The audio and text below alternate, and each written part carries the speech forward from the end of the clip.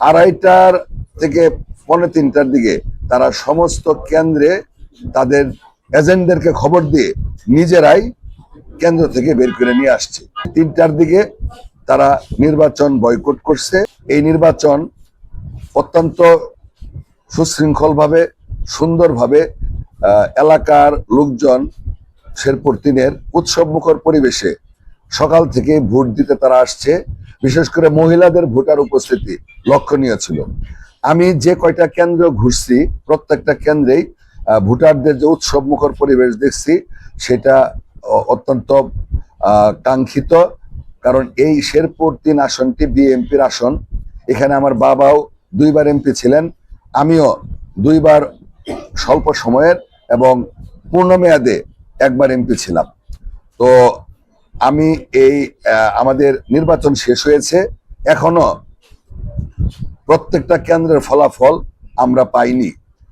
আমি শুধু আপনাদের উদ্দেশ্যে এটুকু বলতে চাই যে আমার বিশ্বাস আছে শ্রীবর্দী ঝিনাইগাতির মানুষ, শেরপুর 3 আসনের মানুষ যেহেতু সুষ্ঠুভাবে ভোট দিতে পারছে, ইনশাল্লাহ আমি বিশ্বাস করি নির্বাচনের ফলাফল যেটাই হবে আমি এবং আমার দল আমরা নিঃসংকোচে সেটা মেনে নিব।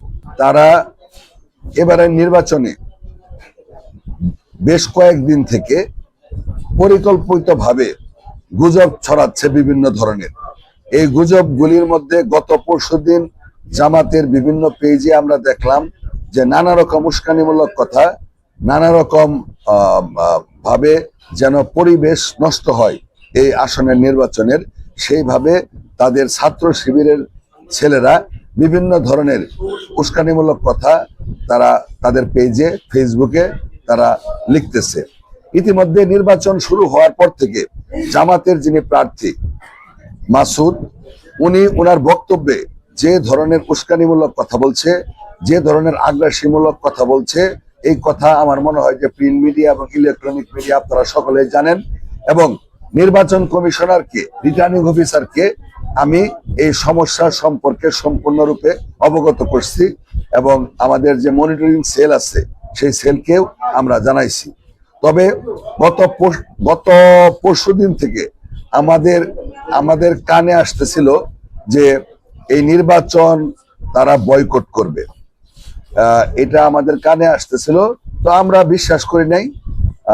ইতিমধ্যেই আমরা দেখলাম যে আমি শুনলাম, এখনো দেখার সুযোগ আমার হয় নাই, যে 3টার দিকে তারা নির্বাচন বয়কট করছে এবং 2:30 থেকে 2:45 দিকে তারা সমস্ত কেন্দ্রে তাদের এজেন্টদেরকে খবর দিয়ে নিজেরাই কেন্দ্র থেকে বের করে নিয়ে আসছে।